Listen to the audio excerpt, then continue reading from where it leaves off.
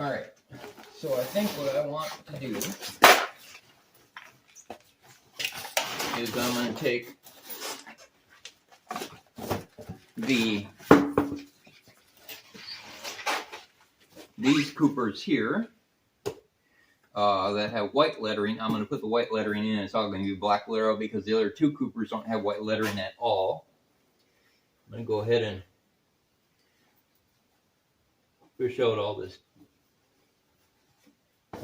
debris that's in here. It just looks like some dust got in there. No big deal, really. Alright. So now, it's as simple putting the tire on, sitting it on like that. Sometimes, if you're lucky, you can get the bottom of the tire back over its bead just by forcing it down. But it doesn't look like it in this case. Alright. So now comes this end. Alright, so get that set there. Alright, the one thing I forgot was tire lubricant, so I gotta go get some of that. I will be right back. Okay, so I got some soapy water, and I set the other side of the bead down. Now, all you do now is use the flat end of the bar again to help work the bottom bead down like that. Now, sometimes they don't always go that easy, but that one did. Alright, now I'm going to take some more of my soapy water mixture. Just put a little bit of it around the edge here. Now a lot of people are going to say, oh, you gotta use tire lube. Well, you know what? I live out in the country. I can't just make a jaunt down to the tire store whenever I feel like it. So, I'm using soapy water. And if you don't like that, well, don't watch. Alright. Now, what we do is this is where the tricky part starts. I'm trying to remember how this works. Been a long time since I've bothered to look at any of this.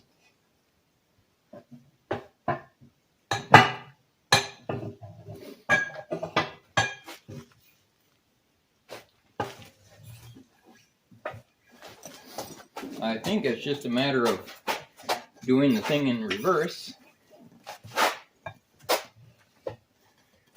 Except trying to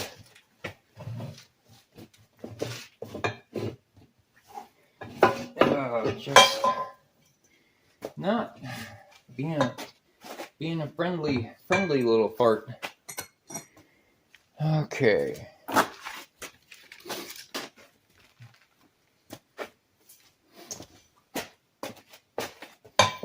Now I know this locks in here somehow.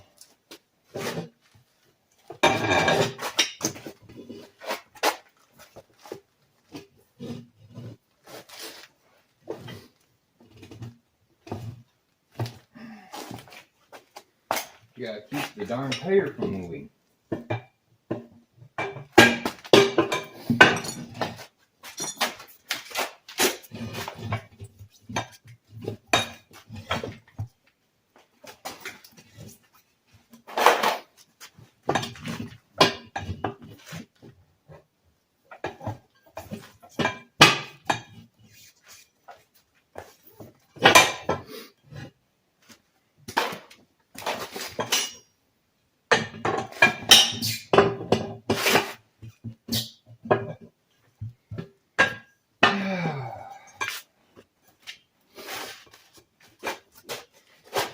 I know I'm missing something here because I watched the other people do it and they didn't have any problems. If I can get a video of this actually being done, I will. I think the issue is the fact that it is such a large truck tire that I'm having such a hard time getting it to stretch correctly with this poor excuse for a tire changer. Now, online, I saw modifications for using an actual tire changing head from a tire changing machine that would mount to this and go around like a tire changer would. This is a nightmare. Again, I'm not sure if it's due to the size of the tire or what, but after about a half an hour of fighting, swearing at it, lubing it, and just generally manhandling the tire, I got it onto the wheel. Now, I don't like that, because obviously it's supposed to be done easier. But again, if I can get a video of that showing you guys how it works, I will do that. Otherwise, what I'm going to do is I'm going to fire up my air compressor, get this on the bead, and then show you how all that works, and then get it set up and onto the truck. I will work my way through the other 3 tires off camera, unless I can find a way to record getting it on the wheel. Otherwise, I will show you the end result, and then when I do modify this correctly so it can do a tire change the right way, I will show you that also. I know you guys aren't here to watch me fight a tire for a half an hour, so what I'm going to do is just get it on here, get it on the truck, and show you the end result when all 4 tires are changed. So I will pause this right here where it is, and we will pick it up either with a tire change or with it being on the truck once I show you guys how you seat a bead.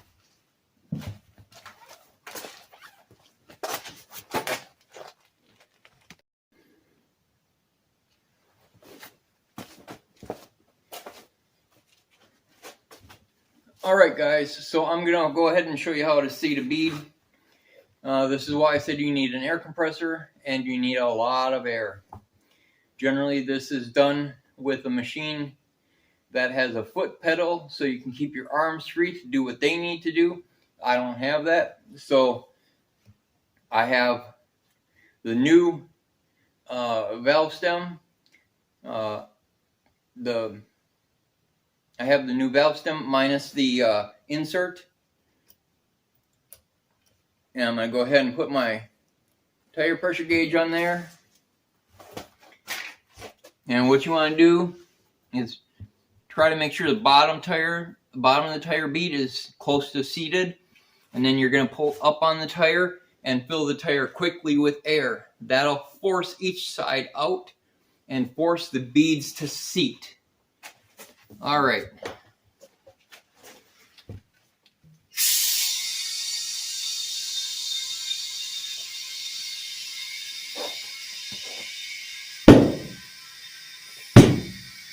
And there we go. The bead has seated. Now I'm going to go ahead and take the pressure gauge off here and put the needle back in. Then I can fill it up to the right pressure and go from there.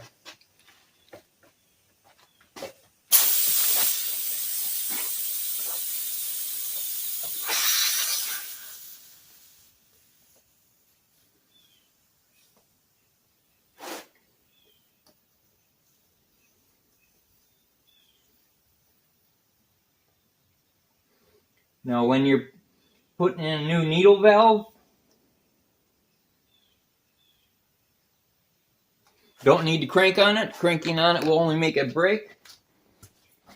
A good snug will do just fine.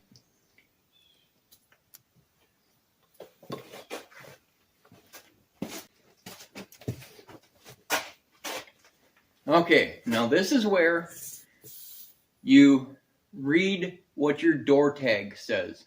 Your door tag tells you the tire pressure, not the tire. The tire pressure on the tire tells you what the tire can be inflated to. But it's your door tag that tells you how much air your tire needs for your particular vehicle. My truck is 35 psi. So we're going to air it up to 35 psi. The air compressor may kick on again. If it does, I'll just cut that out because you are not going to be able to hear me over my air compressor running.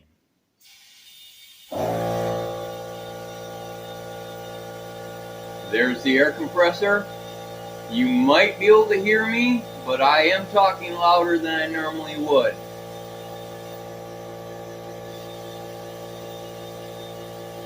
So now I'm just inflating this tire up to 35 psi.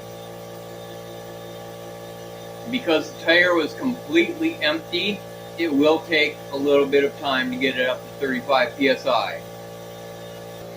And the only reason I have a glove on this hand is because I actually have a band-aid that's coming off. I have quite the gash in my hand from stabbing myself with a screwdriver while I was working on something. I'm fairly accident prone. I tend to end up with band-aids quite regularly. That is 35 psi.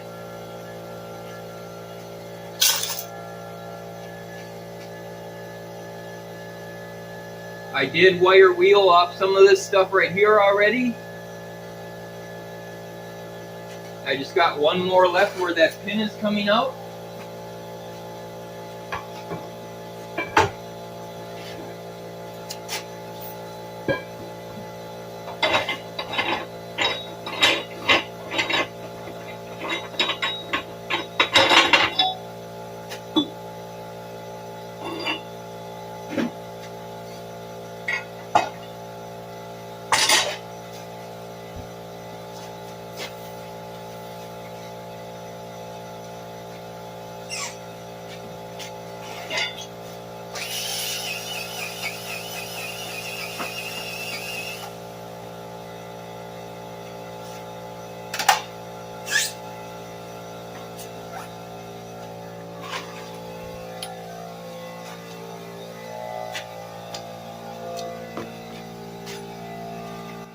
There is a finished tire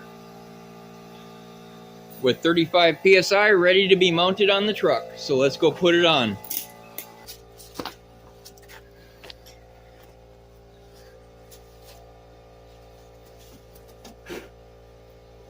All right, everybody.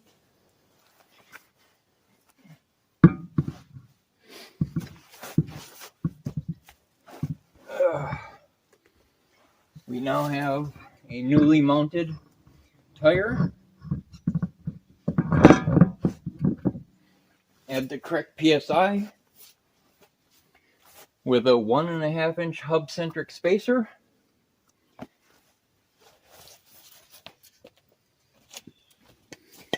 Then I just need to put on the lug nuts and torque everything down. And actually, the lug nuts are over here. Forgot that I put them over there. Okay. This center cap is actually held on by the lug nuts.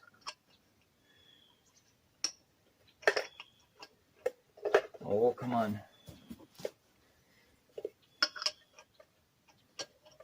There we go.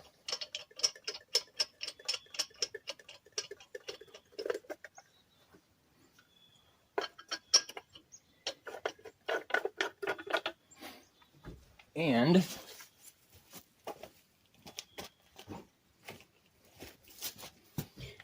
It has a unique lug nut socket because these are flanged or grooved or whatever you want to say they are.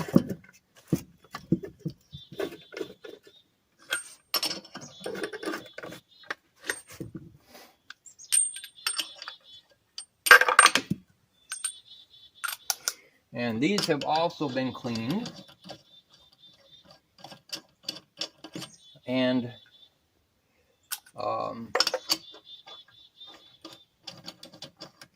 to many people's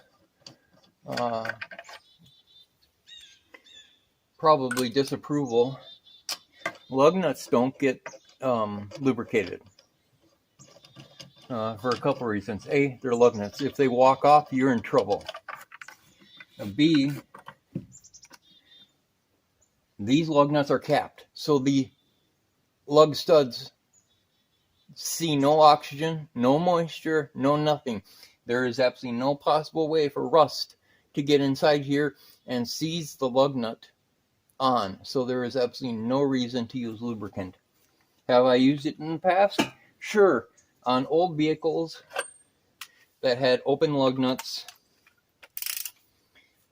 I have used lubricants in the past, but I've also impacted them down.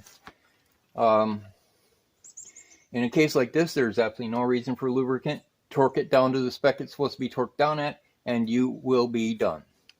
In this case, we are looking at 90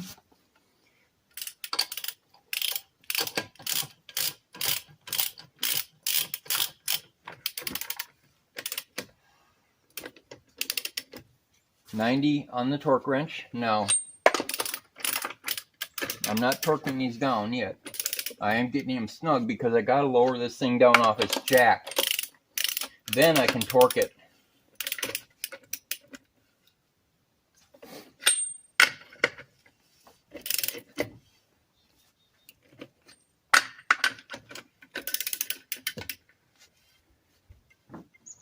Okay, now I can let it down.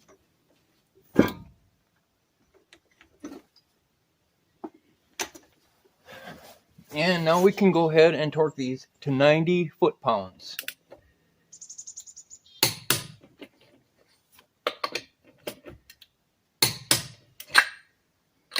And you do a crosshatch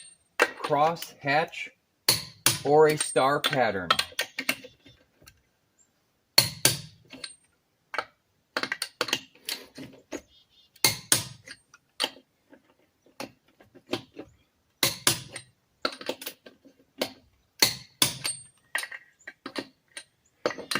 And I'm already forgetting where I'm running. So let's start there. 1, 2, 3, 4, 5. All right, this wheel is done. Now, because it's cloudy, it's actually very cloudy. I have lost most of the sun. I am going to go ahead and get this taken care of myself. And then we will come back to the final look when I'm done. Unless, again, I can get a video of how that darn thing works. Otherwise, I'm going to modify it to where it should be, and then it'll work just fine. So, for now, we're done here. I'll be back when it's either done or I have a tire to show you. Okay, everybody. It's the next day. I didn't feel like working all night long. I did find a way to get the tire off and on the rim, or more correctly, get it on the rim, because that's where I was having the problems. Now, the way I get it on the wheel is completely wrong. After looking at this tire changer, I realized that this is supposed to have more of a curve in it and a higher lip on the top side. That's part of the problem. The other part of the problem is the tire size. Now, there is an adapter that people are making for this. I'm not going to buy one. It's outrageous. It's $400. I'm going to make my own. But for now, I need to get these tires on here because I need my truck. So the adapter aside, we're just going to go ahead, get the tire off. I will show you how I get it on, and then I will show you the truck with the new tires on it with the wheel spacers. So let's go ahead and get this done. All right, everybody. The wheel's clean. The new valve system's in place. Let's go ahead and get this final tire on here. I've already cleaned up the bead surfaces. All that's left is put the tire on, air it up, and get it on the truck. And the wheels and tires are done. As I said already, whether it's the size of the tire that's causing the problem, I'm not exactly sure what's causing the problem. I know the tire bar is just a little bit different than what I've seen online. That could be causing the problem. Either way, I have discovered that just sheer brute force gets it on, and gets it on in a relative amount of time. I will be making the adapter.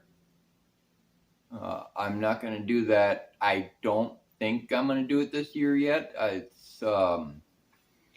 There's a collar that goes over this shaft here with an arm that comes out and another arm that comes down to the edge of the wheel. That's all adjustable in and out, and uses what's called a duckbill to grab around the top and bottom of the wheel. And that's the same kind of duckbill that they use on the professional tire machines. And it makes this a lot easier to use. But like I said, I'm not paying $400. I will make my own. So let's go ahead and get this finished, and then we can move on to other things that need to be done on the truck, like the mirrors and the heat and everything else that's on my list. Then there's the car, and then there's whatever else is left before it snows. Considering I saw snowflakes here on the farm 2 days ago, high altitude snow, snow that forms way up in the atmosphere and still makes its way down, but it was snow nonetheless. So it's on its way. All right, what we're going to do is we're going to start by taking some of this soapy water here. Now, I know I'm supposed to be using tire lube, but I don't have it. So this will work for now.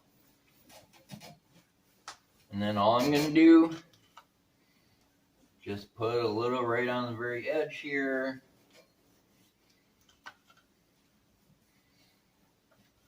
I could probably even be using a spray bottle to do this, or a sponge or something, but hey, fingers work just fine.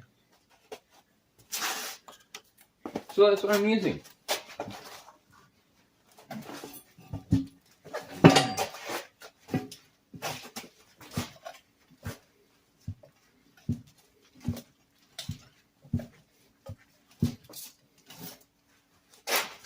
All right. So there's a little bit of tire left. That's got to go over the edge here.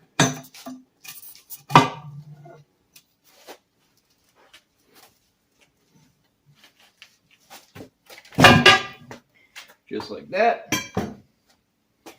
Now, normally, again, like I said, this would get under the edge of the rim, and the tire, bead of the tire would sit here. It's not working. Don't know why, don't care at this point in time. What needs to be done now is the tire needs to go on. That's just what needs to happen. And it appears that I can achieve the same effect by just using a little bit of good old brute force.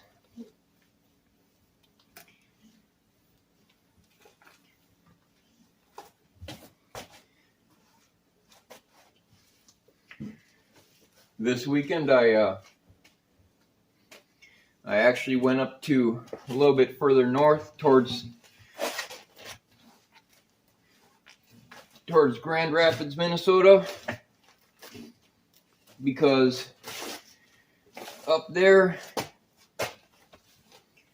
is a town. Well, it's not a town anymore. There used to be a town called Bain, B-A-I-N, Bain, Minnesota. My family helped found that town. Isn't much left aside from some trees and cornfields. The town's collapsed. It was there for a while, maybe 100 years. But it was interesting to go up there and try and see if there was anything left. There was an old railroad line that used to go through there. Just kind of walking around, checking things out. It'd be cool to own that farmland. Alright. So like I said, what I'm doing here is we're just going to use force. I'm going to take and use the bar to pull up on this side while I'm kneeling on this side.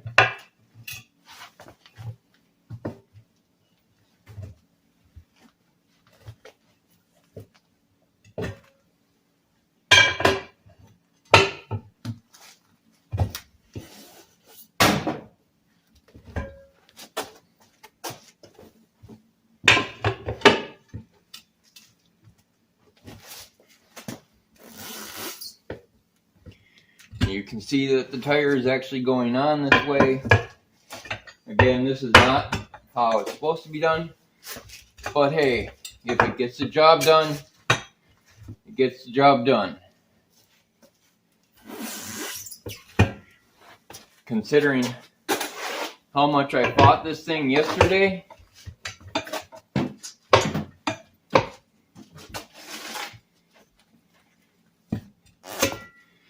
I'll take this as a win.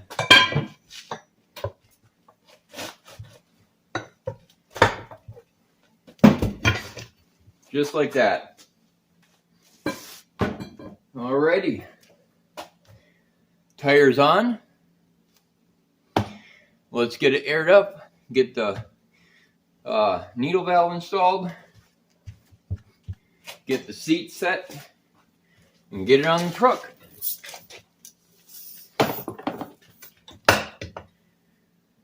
Now, I already have the needle out, so it's just an open valve stem.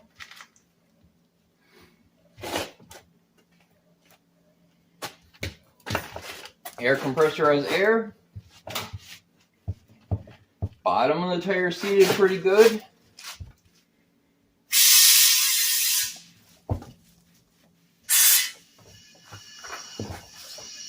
Try to use my legs.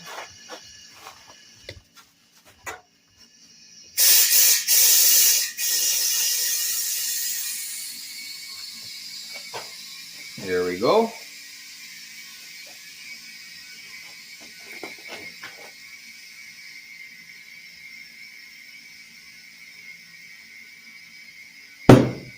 Bottom of the tire pop, or top of the tire pop.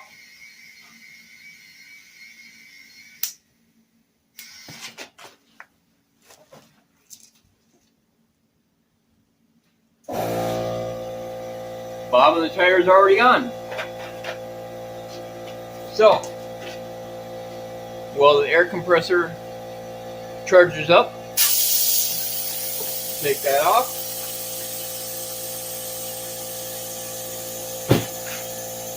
And I take my needle and my valve stem tool. They go together Just like that, a little notch and groove. Stick it right here.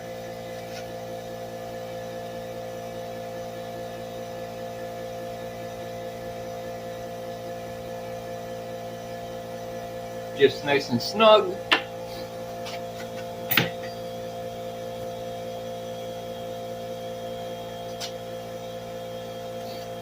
Nose itches. Alright, let's get some air in here.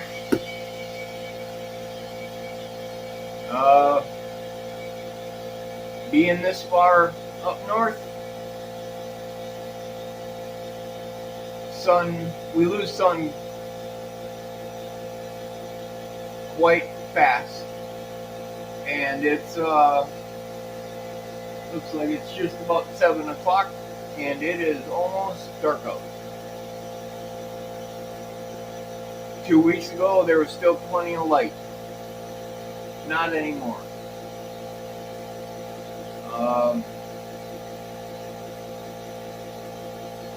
Probably in about a month it'll be dark at 5 o'clock. A month after that, in December, it'll be dark at 4 o'clock.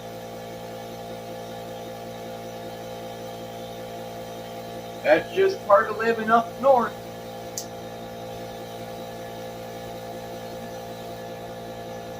Only at 9 pounds of pressure so far. I doubt you guys can see that or not.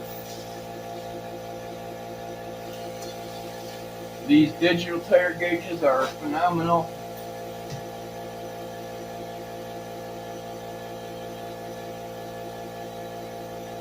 It's got a little air bleed here in case it's got too much pressure. 13.5 psi. We gotta go all the way up to 35, and on a big tire like this can take time to do. So let's get her done. Probably just skip right past this scene from starting to fill it to filled. And there we are, 35 psi.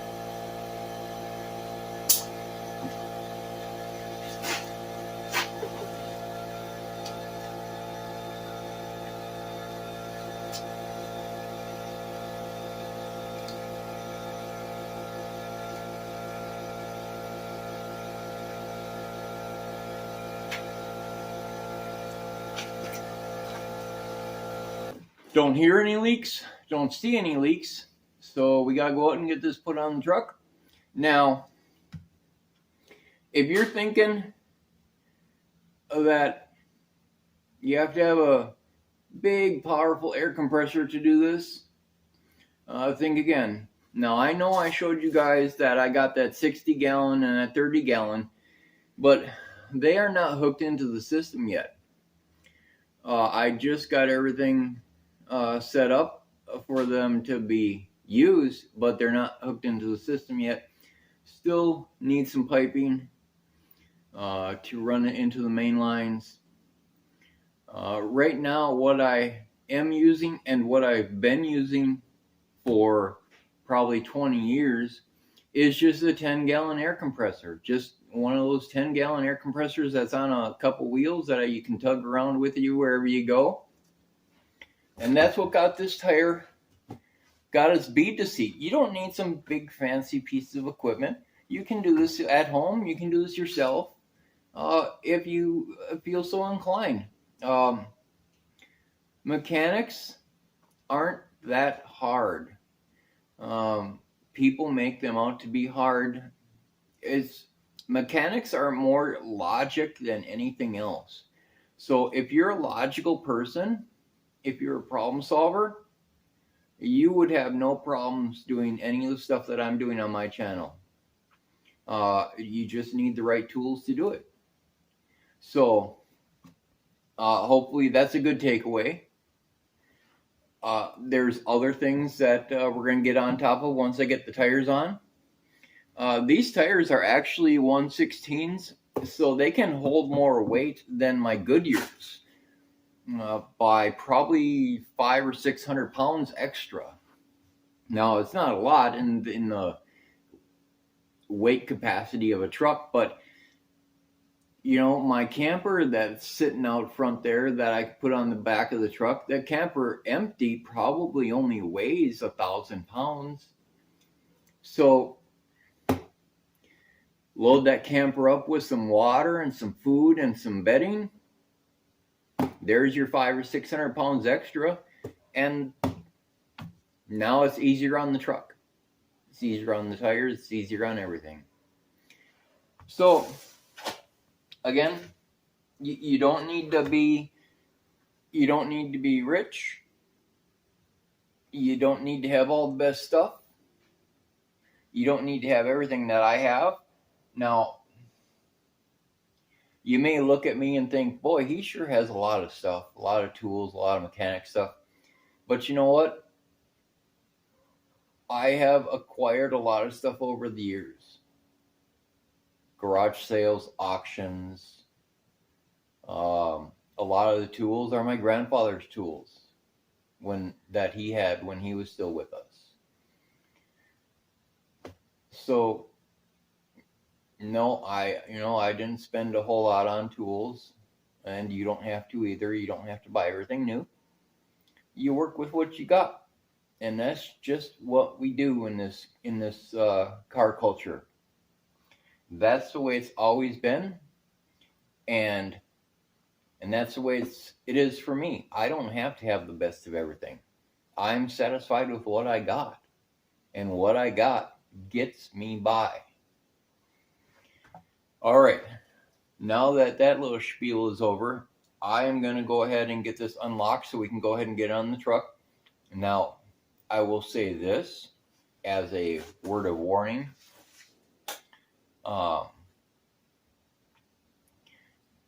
Outside, I don't have the truck in the work bay. I probably should now. I don't. It's missing a tire, so obviously I can't drive it in here now. Our local friendly bear is around, destroying everything that it can. Trying to find sustenance before it goes into hibernation for the season. It raked over some stuff last night. Hopefully we won't see it tonight, but there's always a chance, especially considering where the damage the bear done is actually down here by the barn. So I don't know. If we're lucky, we might see it. If not, well, I'll have my back to I'll have my front facing the truck, my back to the bear. So it is October. We might just get a horror movie out of it. So let's hope not on that. But hey, there's always a chance when you're living in the country. Animals get ready for the fall and the winter up here just like people do. So now let's get this off of here.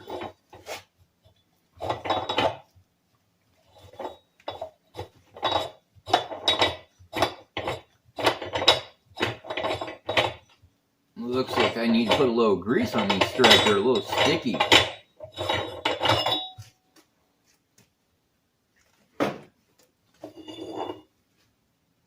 Yeah, I could use a little grease. No big deal though. Alrighty. Here's the tire. The last one to go on the truck. So let's go ahead and get you out there. Yeah, since it's dark,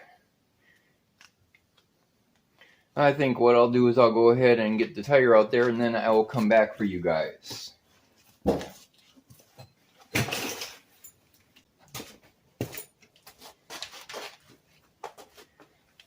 I don't know if this is going to work.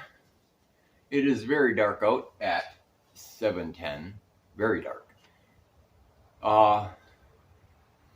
But let's go outside, and I will bring my light out and shine my light on where I'm working so you guys can at least see where I'm working. If this doesn't work, if you can't see me, I'll just have to edit that part out, and then I will come out tomorrow and we'll take a look at the truck together with the wheels and spacers on. Should give the truck a nice stance, a little bit wider footprint, so it's not as top heavy, and that's the whole purpose, trying to make a stable truck.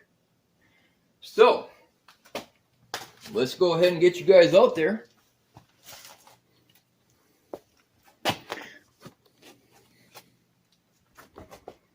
Howdy.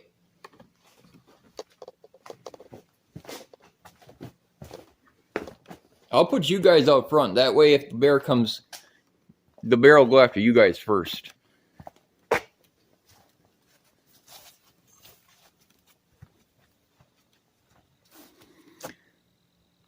I don't think you guys can see all the way down there or not, but there's a big old oak tree about 70 yards over there where the bear was last night. That's our Halloween oak because it's got a bunch of craggly, scraggly branches going in all directions. But the bear was down there messing with some stuff down there, so it's around here somewhere. Alrighty, well,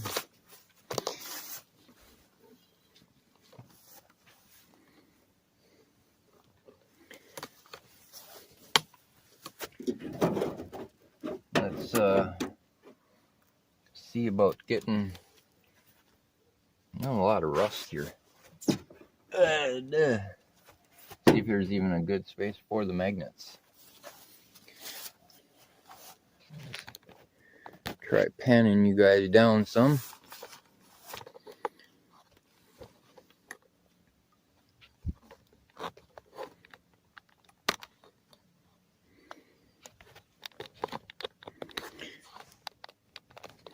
Yeah, it's dark out here. Listen to the owls hooting away. Go ahead and put the wheel on here. Now, I've already gone ahead and prepped all this up. Now you guys probably can't see nothing because the light is angling in the wrong area. Well, let's start just by trying to get the wheel on.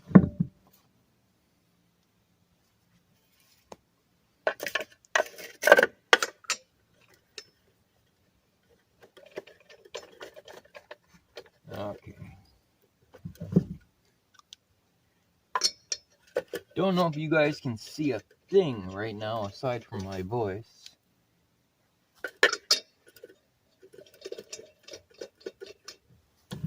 So I got a few lug nuts on. Alright. Yeah, the lighting is not very good, is it? Oofta. That lighting's good, but that's way behind.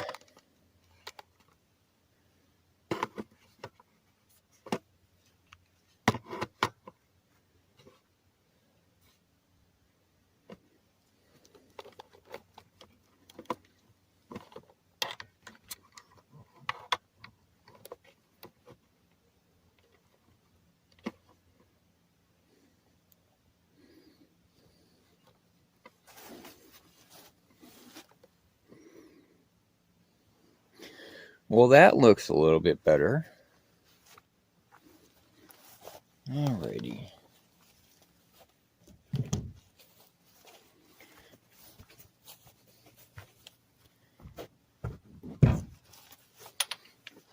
I know there's really probably no point in me filming this, but I figured, you know what?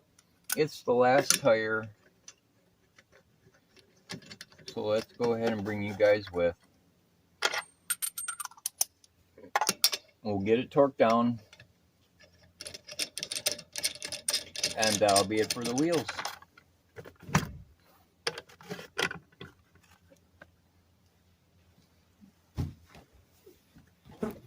Alright. And like I've already, verbal diarrhea.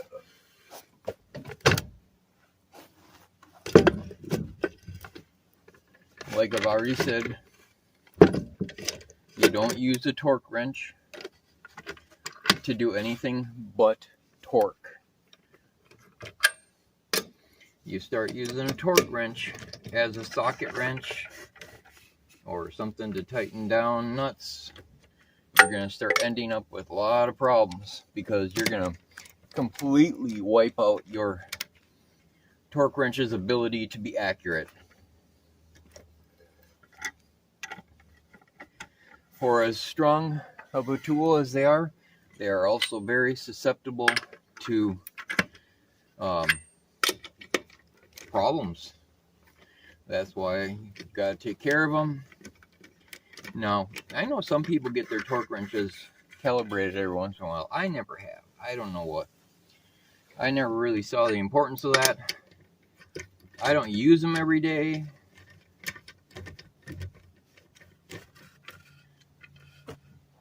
So, it's not like I'm in a place where I have to have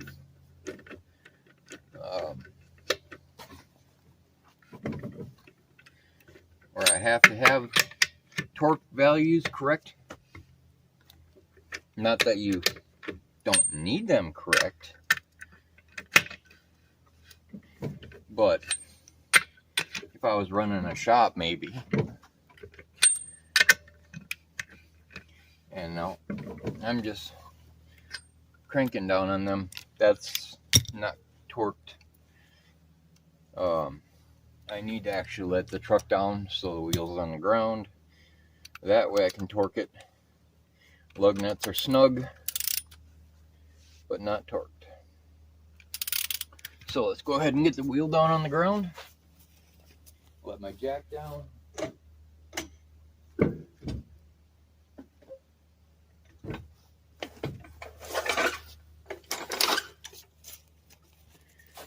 All right.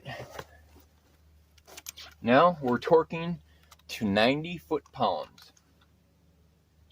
Now I know I've said, talking about putting anti-seize on the spacers between the spacers and the brakes, and putting some Loctite thread locker on the studs on the inside of the spacer. I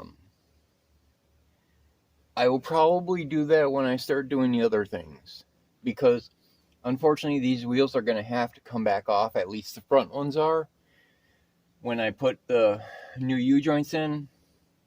I don't know about the back ones yet, if I have anything to do back there. I just put in new rear brakes 2 years ago, and they are still fine. This truck isn't a daily driver for me. It actually spends most of its life sitting. I take the truck out maybe once or twice a month. It's just a truck. I get 27 miles to the gallon in my Hemi Charger. So I'm not going to go out and drive a truck that gets 12 miles to the gallon everywhere.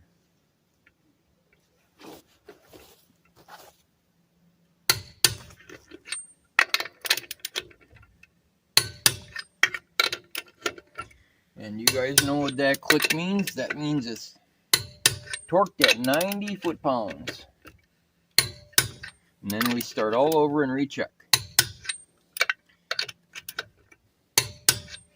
Usually, you only have to do it a second time. It's unlikely that you have to do it a third time.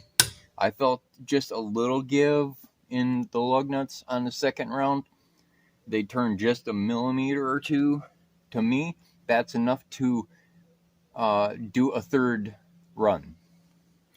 If I feel any movement at all, I will do a third run on a torque spec. Because what you're looking for is for that click and for what you're torquing to not move at all. So that's that. All 4 wheels are on with their spacers. The wheels are done.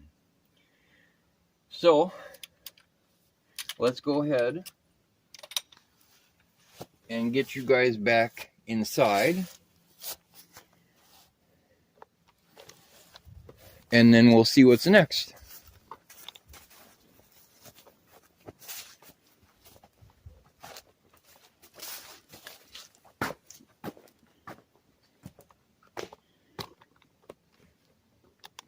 An empty chair. What do you think about that? Think there are going to be any spooks showing up? You want to stare at that empty chair while I go get my light? Let me know if anybody is sitting there.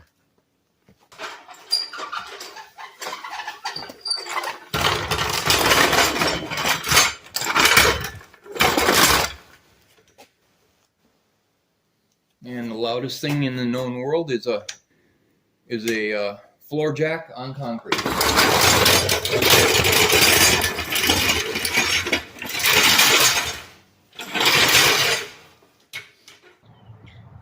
Howdy everybody. Alright, it is the next day. It was actually about 35 degrees when I woke up this morning, about 8:30. But it's now midday, so let's go ahead and take a look at the truck and see what it looks like with the wheel spacers and the new tires on. Alright, there she is, my 98 Ram. And when you move over to the side here, you can see that the wheel spacers push the wheels out.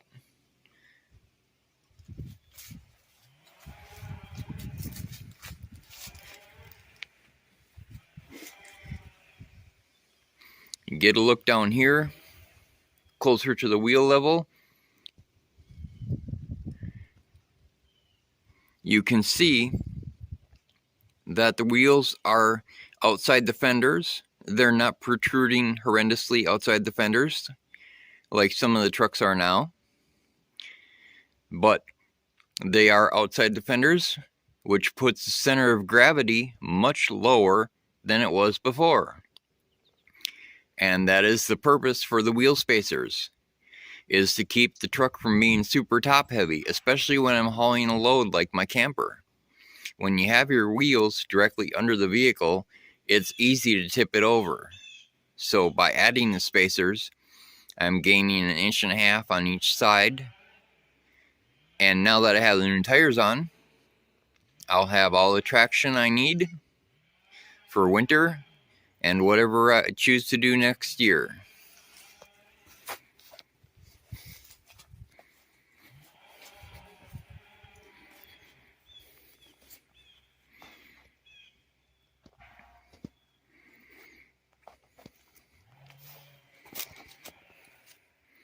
That's Drake. There was a skeleton riding Drake, but somebody at Walmart decided to break it off. So now it's just the bat and the remaining skeleton that's behind him. With that, you can kind of imagine who I am. I'm a little bit weird. I'm a little bit strange. You can see the American Monster written on the windshield with the monster eyes. I'm a little bit goofy. And on this side you can still see the tires protruding also. So, that being said, it would seem that the tires are done. Okay everyone, well that's that for the tires. We'll move on to the next project. Not sure what that'll be yet. I guess that'll be a surprise for both of us. Remember to like and subscribe. And I'm going to go ahead and close this one out. And I will see you all later.